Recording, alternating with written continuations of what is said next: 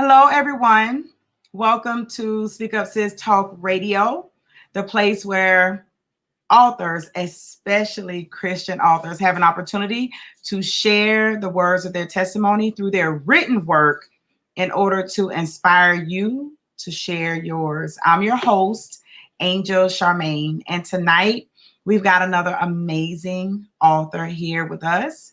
We've got author Elydia P. Ketchens, and she has written a beautiful book, and it is a much needed book. We talked about it a little bit before coming on, and I'm just really excited to have this conversation. It hits really close to home for me, considering I'm a mother. And so we're going to talk a little bit about her journey to writing this book, the reason she decided to write the book. We're going to talk about the book itself. And then, of course, we're just going to talk about her and allow you all to meet her and get to know her and fall in love with her tonight. So, Elydia, welcome to Speak Up Sis Talk Radio. How are you doing this evening? I am awesome. I am so glad to be here with you tonight and to share about my journey and about this book that God just told me to do it. Yes, well, you look beautiful. Just let me say that. As well. Thank you. All right, so if you will please tell our listeners a little bit about who is Elydia P. Ketchens. Well, I am a mommy first. Of course, I have 4 beautiful children. I have 1 son and 3 daughters. I am a juvenile probation officer. I have worked in the juvenile justice system for almost 20 years. I am a certified life and transformation coach. I am a serial entrepreneur, so I have my hands in so lots of things. I believe in legacy building so that I can leave wealth and riches for my children, breaking generational curses off of our little family. And so that's just kind of what I do. I'm a lover of all people. I like to encourage and empower. A lot of my Facebook posts are doing just that, giving some type of word, sharing some type of story about my life. I'm very transparent in things that I've gone through because I want to be able to be a blessing to others and let others know that you don't have to stay where you are, that God has another level for you. You just have to hang in there. That's right. Hang in there. And this book is a powerful way to help people to hang in there. One of the core, if not the core principle of Speak Up Sis and this whole platform and all of the spaces God allows me to create is that conversations help build resiliency. And it is learning to talk, learning to open up your mouth and share, being willing to share your piece with other people who can't find it for themselves. And your book, A Prayer Closet, does that. You actually share your own prayers to help another mom be able to get through the hard parts of motherhood. And I think that's a beautiful thing, but I'm jumping ahead of myself because I love the book. And it's rare that I actually say I love the book, but I do. I really like the way that it is, the way you designed it and everything. So, and we'll talk about that in a bit. So let's talk about being mothers. I have 4 kids, 4 sons, a 20-year-old, 2 17-year-olds, and a 15-year-old. So I totally understand motherhood. What about being a mom made you decide you needed to write a whole book about being a praying mother?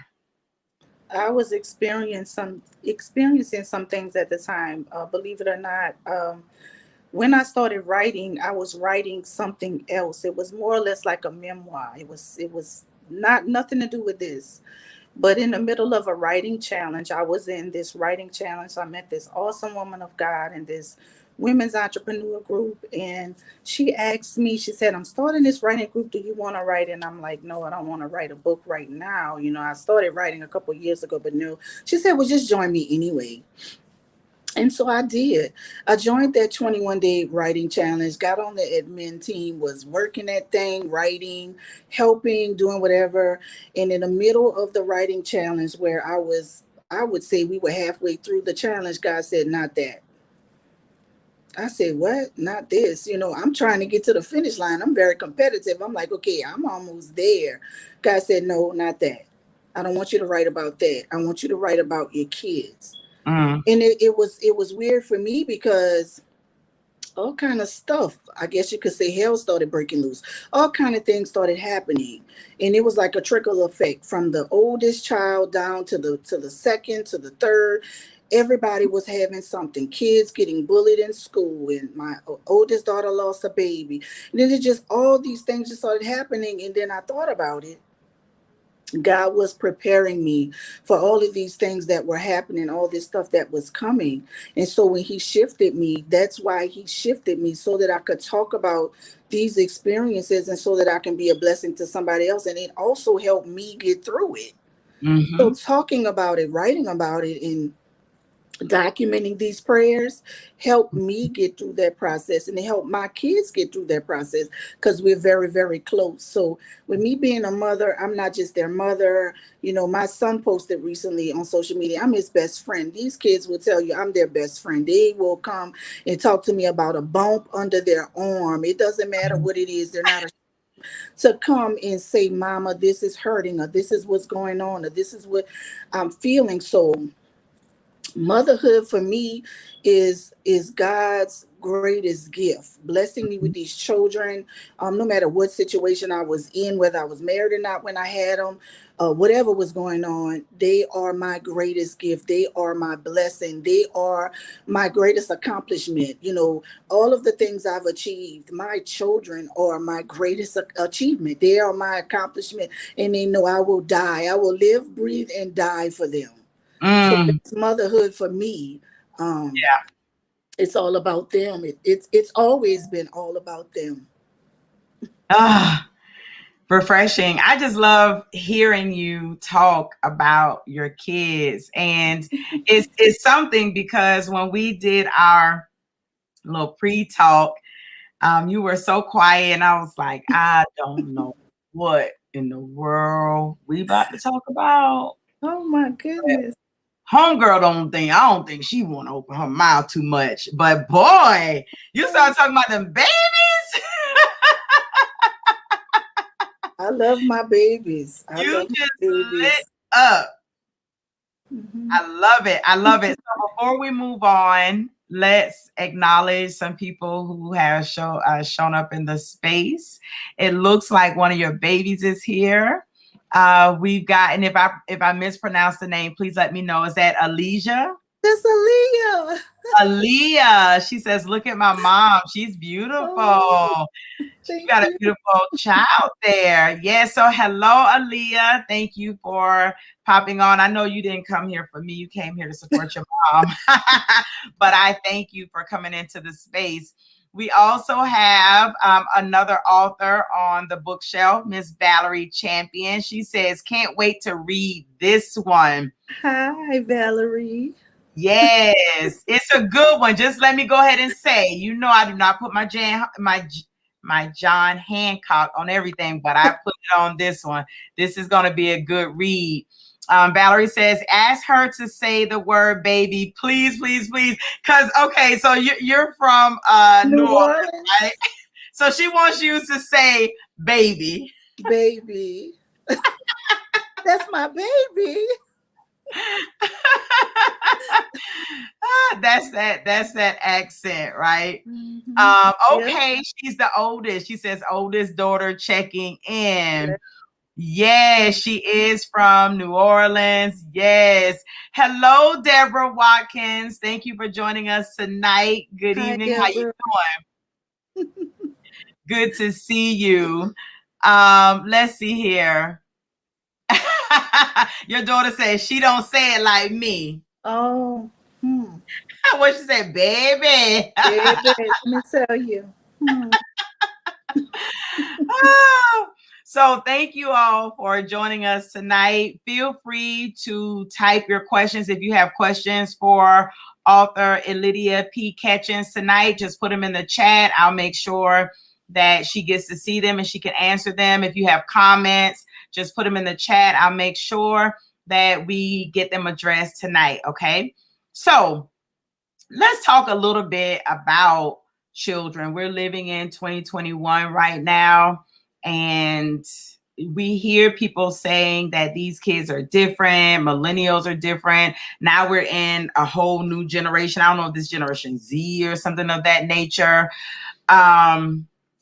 Do you think younger mothers are even thinking about praying for their kids at 20, 21, 22, 23? Do you think that praying for your children has kind of gone out of style, out of fashion?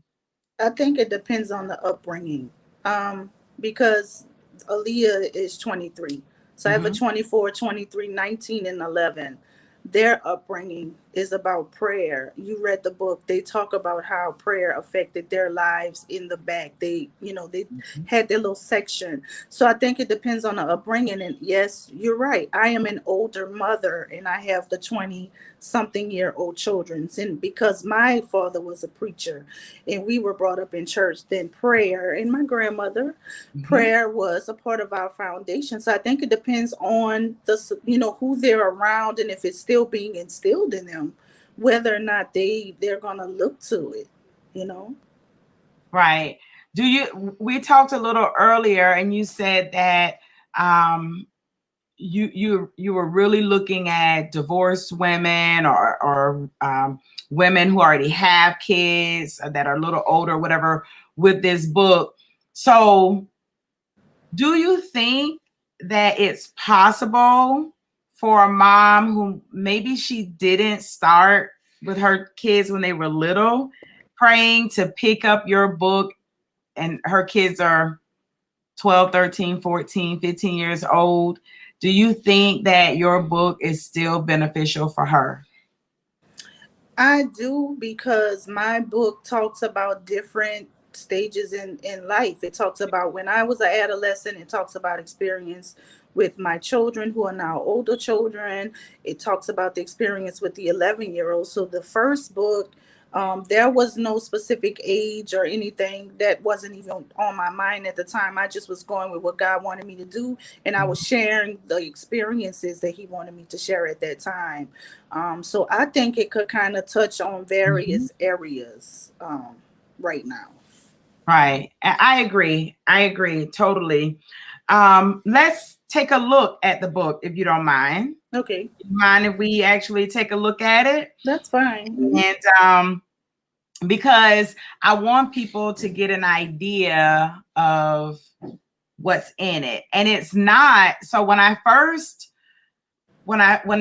book first got on the bookshelf, I thought, oh, this is a journal or something of that nature. But it's not. It's not. It's you can journal with it. And I would suggest that you do. If you're reading it, have your own notebook or something with you while you're reading. But it's not a journal. It is literally a book with prayers. And you said these were your actual prayers. Is that right? Yes, ma'am. So what made you think I'm going to write my prayers down right now? Because typically when I'm praying, I'm not thinking, write this prayer down. So what made you say, I'm going to write these prayers? When God told me to write the book and told me what the book was going to be about, that's when a lot of those prayers, you have things that you say, but then as I matured and started learning really how to pray, then the prayers really started, I guess, becoming more formed and more direct. Gotcha. So as I was writing the book, I'm sitting there praying, and God is giving me what to say and what to write. So they may not be verbatim, but they're very close to prayers that I prayed for my children in various situations. Gotcha. Well, there's one that I like, and maybe because I've been here before, and I would like to share it. It is in the it's the Praying Through Divorce. And I think now we've got so many children who are living with parents who are divorced. And Yes. that's something that many, many kids are having to understand and digest and all those kind of things. So I thought this was a good one. Not going to read the whole thing. You all are going to have to get the book to read the whole thing. But I do want to read just a part of it. It says, experiencing a divorce was one of the most trying times of my life. My heart's desire was that the impact would not deter my children from reaching their greatest potential. That's something. I think most of us, if we've ever been through a divorce, you want to ensure that this decision that I'm about to make isn't going to derail all of the train them up in the way that they should go. So when they're old, they won't depart from it. You just pray that that divorce doesn't just wreck everything that you've been training up. Were you feeling something like that in this space? When I wrote this was really me sharing how I felt when my parents divorced. I was very young, and then having to deal with it with their dad. So I was a wreck then. I was an emotional wreck then, and I remember how him leaving affected them and it affected me. And I wasn't even so much worried about myself. I was worried about my children. Right. How this impact is going to affect them in school, how they feel about themselves, if they think that person loved them or not, if they're not getting the attention, where they're going to go seek it if that other parent is not there. I was worried about how, I know what it did to me. Lord, please don't let it do this to my children. Don't let it rip my kids apart. Don't let it, I thank God I was blessed that I never had to go and worry about, drugs or teen pregnancy. And I, no shame on anybody if that's what they do. But because of the amount of stuff, it's not even all in this book that I had to go through, that they watched me go through, that it could have been worse than what it was. I will say that. And God just covered and carried. He just carried us through it. And so that Praying Through Divorce thing was really, really, really sensitive for me, because I had gone through it as a child and as a woman. So, that's a lot. It was rough. It is rough. So just a little bit. So the way that the book is structured, y'all, she shares a little bit about her experience, gives you a little piece of her experience, and then there's a prayer for it. So, of course, there's more to Praying Through the Divorce, but I'm not going to read it all. But I want to introduce you to a prayer. And it says, Heavenly Father, thank you for the gift of parenthood. Who thanks God for parenthood? I don't think I've ever said, thank you, God, for letting me be a parent. I mean, no, I don't think I've ever actually said that. That stopped me when I first read it. It was like, ooh, yeah, it is a privilege. It's a privilege.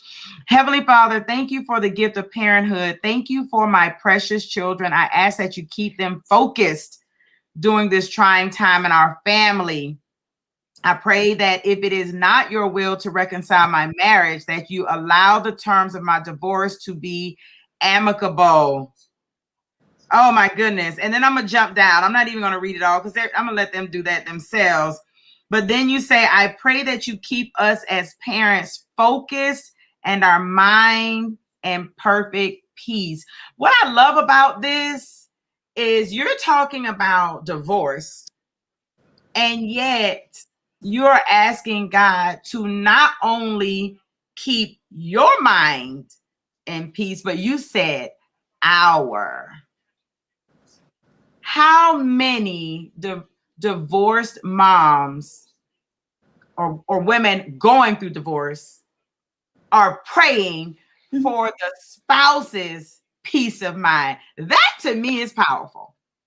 You know, I had to get there though, right? I didn't just get there. I had to get to that. I had to get to that point. But yeah, I needed to pray for him too. I needed to pray for his mind and his stability, because there were times when those kids weren't with me. Mm-hmm. They were with him, and I needed him to be in his right headspace dealing with my children. Right. Because so much stuff happened. Children get hurt, things happen, people mind snap, they take their kids' lives. No, God, I need you to cover these kids while they're over there. Whoever he's dealing with, whoever's around my children, what type of environment they in, I need you to cover my kids and bring them kids back to me safe and sound. Mm-hmm. That's those kids are my lifeline. You know, so yes, I had to get to that, past all of the anger and the bitterness and resentment, and I want to get back at him, and he did me, to okay, I got to get along with him because I need these children to see us getting along with one another, and that's just how it had to be for me. That's just exactly how it had to be for me. And that took some time. That took some praying, some laying some things down at the altar, some being honest about areas of my life that I had to clean up. And I had to be in the right space for me to even be able to pray for him, for God to even hear a prayer from me concerning him. So that was a lot. That was a lot. It took a lot, but you know what? God got me through it. Yeah. And I'm glad that he did. I'm glad that he did. I'm glad that he did too. Listen, you got some amens and some hallelujahs going on in here. Yes, Deborah says, all right, that is very good. Your baby girl or your big baby girl, she in here tearing up. Listen to her mama. So listen, you all, there's a latter part where her children share a little bit. And I thought that was so precious. For them, it's one thing to share with the world what you did in order to help you, because praying for your children, yes, it's not just so they can be good. No, it's also for you, right? That's right. Right? Yes. So to see their words, and I could tell, and as a teacher, I taught English for almost 20 years, you can tell tone. So initially, and I'm gonna just say, it's just how I read. I could be critical when I read sometimes. It's just, I'm so used to grading papers and things that I'm always looking for. I probably shouldn't read like that, but I do. So when I saw like the children, I'm like, did she write this stuff for her kids and put their name on it? No. You know, but can I be honest here? Like this is honest and transparent. However, you put the ages of the children. And so as I read each one, you can hear the voice of the child. You can tell from the oldest to the youngest, the writing shifts, the voice shifts. Yes. So you can hear the youngest one, who's like, what, 9 or 11, one of those two, I believe. She was 9 or 10 at the time. Maybe. Yeah, I saw 9 or 11. So you can hear her voice in the fragmented, the smaller sentences, the shorter, choppier. It's the English teacher in me. So once I got to, you could hear the maturity in the older voice. And by the time you got to the youngest one, it was like, I love my mom. My mom taught me how to pray. My great-great-grandmama taught my mommy how to pray. And now I'm so glad. And I was like, yeah, these babies wrote this, because that is a child voice. And I bless God. It was sweet to read your prayers for them and then to read their responses to having you have prayed for them. It was a nice touch. Like it. I'm tearing up now. I like it. Let's see here. That is a great idea. I love that the kids had input. Yes, it's a sweet it's a sweet addition to the book. I think you all will appreciate that when you get the book. So tell me a little bit before we go, because we're almost out of time. You said that you went to a writing class and then the Lord was like, okay, this is I want you to write. But had you had any type of training with writing? Did you know anything about being an author? Like, what was your process to writing this book? I had a tablet that I started writing like 3 years prior, and that's what I picked back up. But what happened was I met this woman of God in this woman entrepreneurship group. She was starting a group of her own. God had instructed her to write, and it's called Write With Me. And she wanted us to write with her. And she invited me in, and I said, honey, I'm not thinking about writing no book right now. And she said, well, just come in. And so I went in. It was a 21-day challenge. This was the first cohort she had. And I finished the book at that time. But then I was in there mentoring other women, and other stuff was happening. Other things was coming up. And then God gave me a mandate and said, you better sit yourself down. And I want this book published by a certain time. But in this group, there were resources. You know, I went through that challenge. We had prayer night, writing night, where we would just get on Zoom and everybody would just write. It was quiet. We would write, we would pray. She would prophesy over us. So it was a whole movement in this group called Write With Me. And that's how I started. And so I everything that I needed was right there in that group. And then when it came down to publishing, God connected me with this awesome woman, Janelle Wallace, with Eagle Eye Publishing, and she's who published my book. And so that's how it started. You know, there are resources out there if you want to write a book. I will first instruct you to pray about it and write down what God is saying. I've learned how to do prophetic journaling. That's something I do now. And I just listen and hear from God. And when I'm writing, I write down what he tells me. He instructs me what to say, what to write about, what to talk about, and the order and to put it. He shows me the scriptures, everything. So when I put it together, everything flows because this is how he wants it to work. But if God has given you a mandate to write, I would urge you, I would tell you with urgency to get it done. Get it done. There's a word in you that needs to come out. And this is your legacy. Once you're gone, I always say, once your mouth is closed and there's no more life, those literary works are still on. And that's my legacy. That's the tangible thing that I left for my children. It's not even about cars and houses and money, but I got something that they can always pick up even when I'm no longer here, and they can read this book or whatever, however many books the Lord give me, and say, wow, my mama wrote this. I can hear my mama praying these prayers. I can hear my mama talking to me, and that they will never ever forget what I sound like. They'll always be able to pick up that book and read that my mama did this, and they can be proud of me. They watched all I went through, how I didn't give up, how I went through so much. They watched me scuffle and struggle, but their mama never gave up. Now their mama got this. They can pick this up when I'm gone and show their children and their children. Look, my mom wrote this. I want to be my mom so bad. My mom wrote this book. So did you say you want to be mama so bad? Mama so bad. But I know God have his time set. I lost 2 grandbabies last year.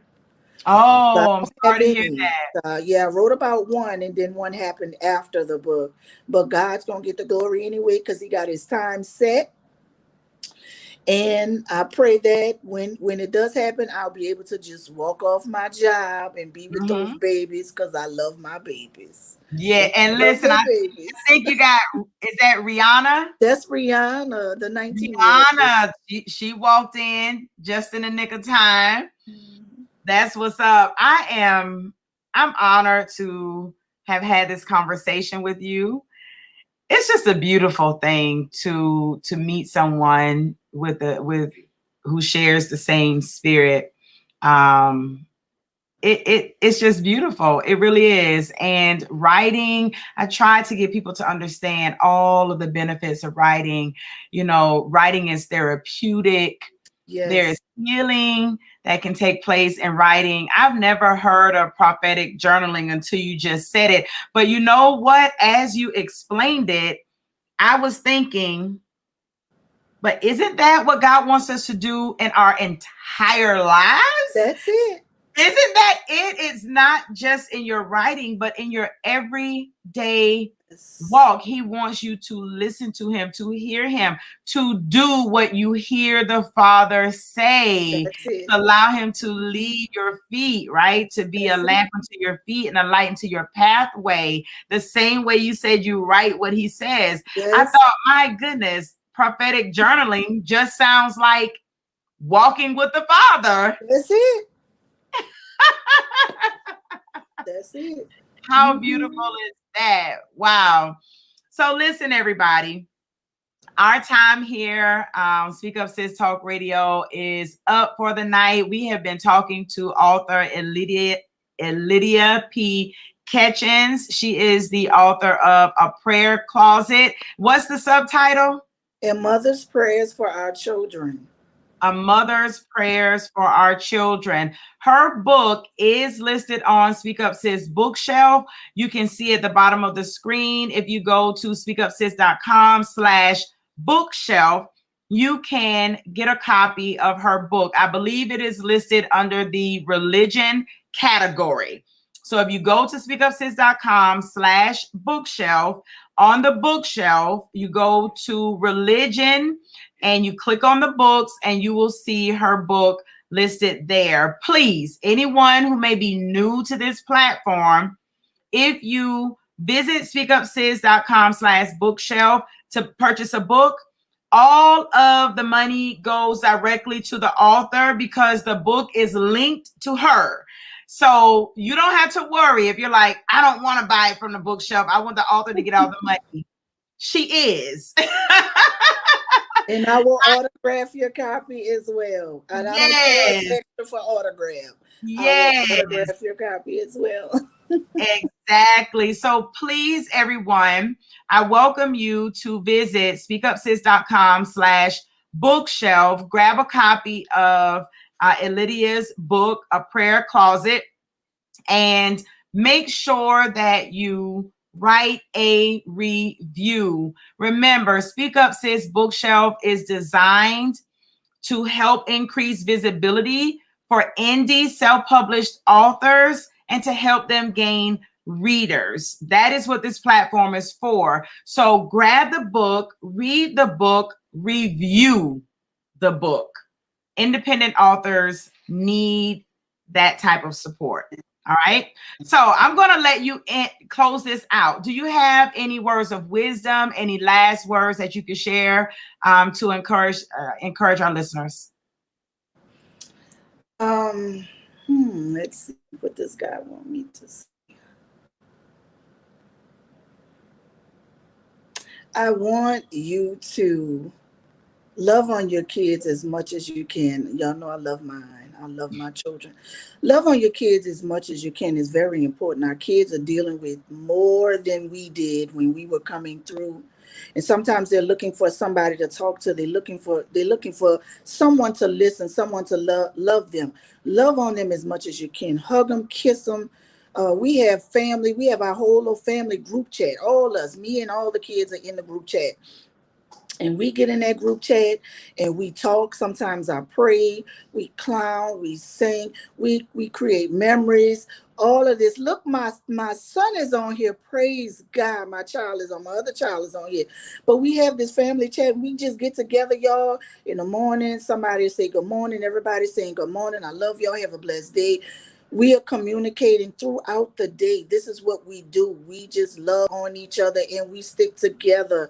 These children, these kids are my life. I love them. And I know y'all love your children.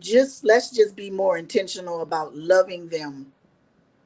loving on them and letting them know that we're there for them and being there for them. Not so much being a friend, be the parent, but then be that voice of reason that they need, be the wise counsel that they need. Pray with them. And it doesn't matter what age they are, they know that we will pray. We're going to talk about it. Whenever they come to me with something, we're going to say what God said about this. Did you pray about this before you make this decision? I need you to talk about it. So let's just be, and that me too, all of us, let's just be more intentional about loving on them. We are living in a very, very dark time. These kids are going through so much right now, and they need us. They need us.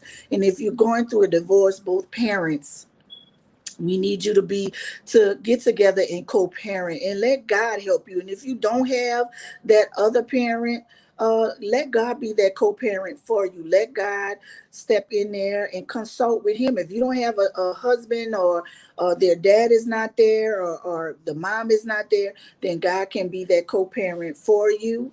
And you consult with him. So that's really all I have to add. I hope that Angel comes back in. Praise God. Here she comes. Thank the Lord. Look at it, right on time. So I have given them some words of encouragement. I love you guys. Thank you so much, Angel, for this opportunity. And yes, our spirits mix, baby. Our spirits mix, and I enjoy working with you. I enjoyed sharing, and I love you guys. I always say I love you with the love of the Lord. So I pray that you all be blessed. Be Thank blessed. you so much. Listen, everybody, this has been a beautiful conversation with a beautiful woman and an amazing God inspired book. Go get the book. Okay. So this has been Speak Up Sis Talk Radio, the place where authors, especially Christian authors, have an opportunity to share the word of their testimony in order to inspire you to open up your mouth and share yours.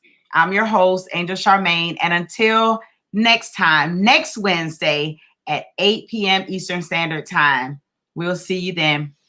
Bye. Bye.